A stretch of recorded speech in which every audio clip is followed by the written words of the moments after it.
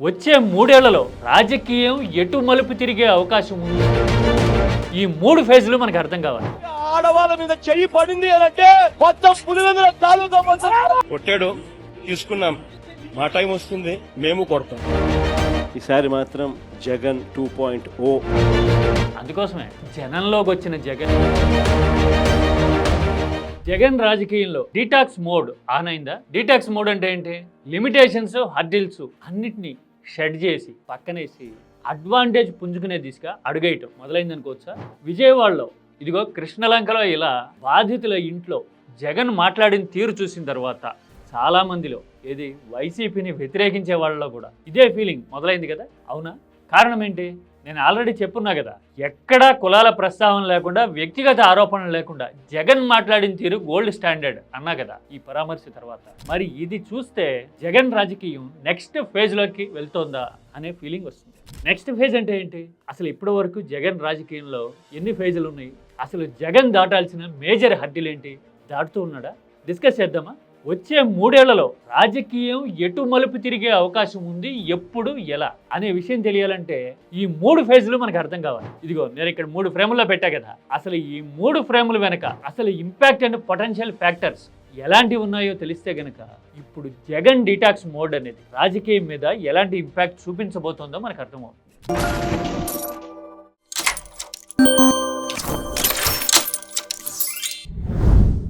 రాజకీయాల్లో Jagan mass leader బయటకు వచ్చాడంటే జనంలో ఆ కోలాహలం, ఆ ఎనర్జీ కనపడుతుంటే బలవంతుడు, జనాన్ని ప్రభావితం చేయగలిగిన బలవంతుడు జగన్. తిరుగులేదు, అది ఎవరైనా ఒప్పుకోవాల్సిందే. ఒప్పుకోకేముంది, అలా ప్రభావితం చేయగలిగిన బలవంతుడే కాబట్టే కదా 11 సీట్లు వచ్చిన పార్టీ గురించి తెల్లారులు నిద్రపోకుండా కూడా కలవరించే పరిస్థితిలో ఉంది. 94 96 స్ట్రైక్ రేట్ ఉన్న కూటమి కదా. ఎందుకని మరి ఇంత ఇంపాక్ట్ ఉన్నా కానీ జగన్కి లిమిటేషన్స్ ఉన్నాయి అని మాట్లాడడం కనపడుతూ ఉంటుంది కదా. మరి ఆ లిమిటేషన్స్ ఏంటి, వాటిని ఎలా దాటుతున్నాడు అనే విషయం డిస్కస్ చేసే ముందు 3 ఫేజ్లు అన్నా కదా, 3 వేరియంట్స్ ఆఫ్ జగన్. అవేంటో చూద్దాం. ఇదిగో ఇక్కడ ఈ 3 ఫ్రేముల్లో మొదటిది ఓదార్పు జగన్, రెండోది అపోజిషన్ లో ఉన్న జగన్, మూడోది ముఖ్యమంత్రి జగన్. ఈ 3 వేరియంట్స్ జగన్ రాజకీయాన్ని ఎలా ప్రభావితం చేసే 1 by 1 చూద్దాం. మొదట ఓదార్పు జగన్. కాంగ్రెస్ లో ఎంపీగా ఉండి ఆ పార్టీ నుంచి బయటకు వచ్చి మధ్యలో అరెస్ట్ అయ్యి ముందు తర్వాత ఓదార్పు అనేది కంటిన్యూ కావటం, ముందు ఆ తర్వాత కూడా కొంతవరకు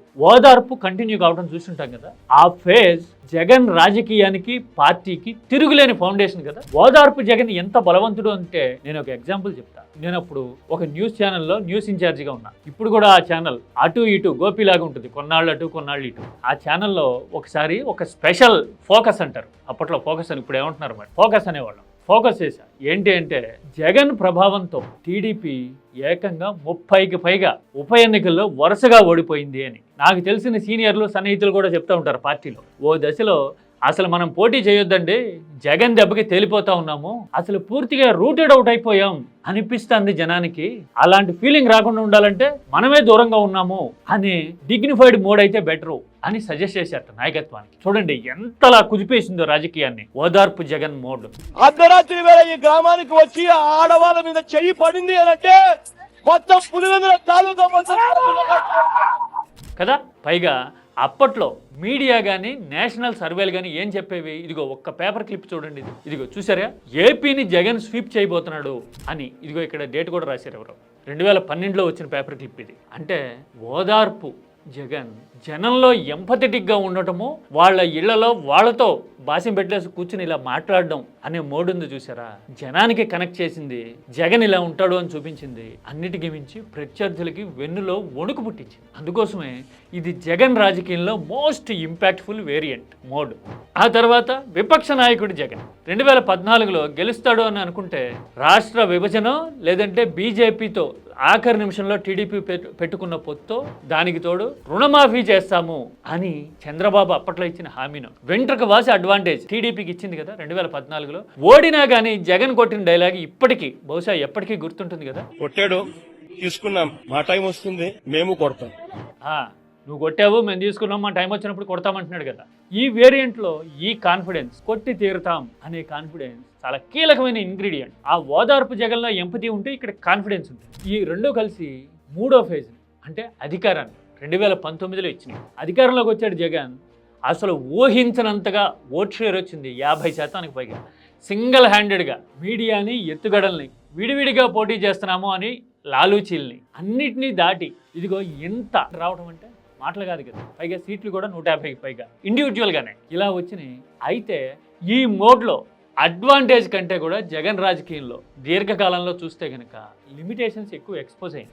జగన్కి జనానికి మధ్య ఆ లింక్ అనేది పలచబడింది. పైగా ప్రత్యేకంగా జనం కోసమో లేకపోతే వెల్ఫేర్ స్కీమ్స్ పేరుతోనో జగన్ తీసుకొచ్చిన విధానాలు కాడర్కి ప్రభుత్వానికి మధ్య ఆ బ్రిడ్జిని కొలాప్స్ అయ్యేలాగా చేసినాయి కదా. అందుకోసమే జగన్ రాజకీయం వీకెన్ అవ్వడం కనబడింది. ఓట్ షేర్ 10% పడింది. పార్టీ 11 సీట్లకి దిగింది కదా, 140 సీట్లు ఎగిరిపోయినాయి ఆ వీక్నెస్ వల్ల.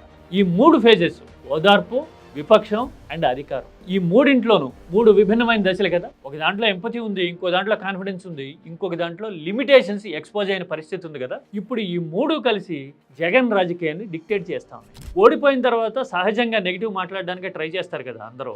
అలాగే అసలు జగన్కి ఇన్ని లిమిటేషన్స్ ఉన్నాయి, టీడీపీ మీడియా ఇంపాక్ట్ని తట్టుకోలేడు, జగన్కి జనానికి మధ్య ఆ దూరం పెరిగిపోయింది, మళ్ళీ బౌన్స్ బ్యాక్ అవడం కష్టం లాంటి సూత్రీకరణలు మొదట్లో చేయడానికి, ఎప్పుడు 2024 ఎన్నికల ఫలితాలు వచ్చిన తర్వాత చేయడానికి చాలామంది ట్రై చేశారు.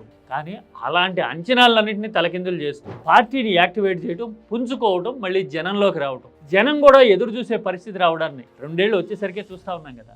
ఇప్పుడు జగన్ డిటాక్స్ మోడ్ అని ఎందుకన్నానంటే ఆ లిమిటేషన్స్ ఏది జనంతో సంబంధాలు తెగినాయి, కాడర్ తీవ్రమైన అసంతృప్తిలో ఉంది అనే లిమిటేషన్స్ ఉన్నాయి చూసారా, వాటికి జగన్ సమాధానం చెప్తున్నాడు. నేను ఒక క్లిప్ చూపిస్తాను.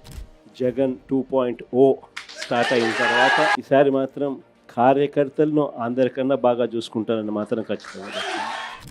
రీసెంట్గా రంపచోడవరం నియోజకవర్గం వాళ్ళతో మాట్లాడుతున్నప్పుడు అన్నాడు, చాలాసార్లు చెప్పుంటాడు ఇంతకుముందు ఆయన, రీసెంట్గా అన్నాడు కదా కార్యకర్తలకే ప్రాధాన్యం, కార్యకర్తలను చూసుకుంటా అని చెప్పి. అంటే ఆ వీక్ లింక్ని అడ్రస్ చేస్తున్నాడు జగన్. ఆ తర్వాత జనం వైపు నుంచి దూరం పెరిగింది అనే ఫీలింగ్ ఉంది కదా, ఆ ఫీలింగ్ని తనదైన స్టైల్లో ఇందాక నేను మొదట్లో చూపించిన క్లిప్ అదే. విజయవాడలో ఆ ఇంట్లో బాధితులతో దుఃఖంలో ఉన్న ఆ తల్లితో కలిసి కూర్చుని మాట్లాడి ఎంపథెటిక్గా కనిపించిన జగన్ ఉన్నాడు చూసారా. ఆ జగన్ని చూస్తే ఓదార్పు కాలం నాటి జగన్ గుర్తొస్తాడు. ఇది 2 పక్కన పెట్టి చూస్తే మీకు అర్థమవుతోందిగా. ఇది కృష్ణలంకలో రీసెంట్ వీడియో, ఇదేమో ఓదార్పు నాటి వీడియో. అంటే జగన్ లిమిటేషన్స్ని దాటి ఇప్పుడు తన స్ట్రెంగ్త్ని రీడిస్కవర్ చేస్తూ ఉన్నాడు. అందుకోసమే జనంలోకి వచ్చిన జగన్ ఎప్పుడూ బలవంతుడు.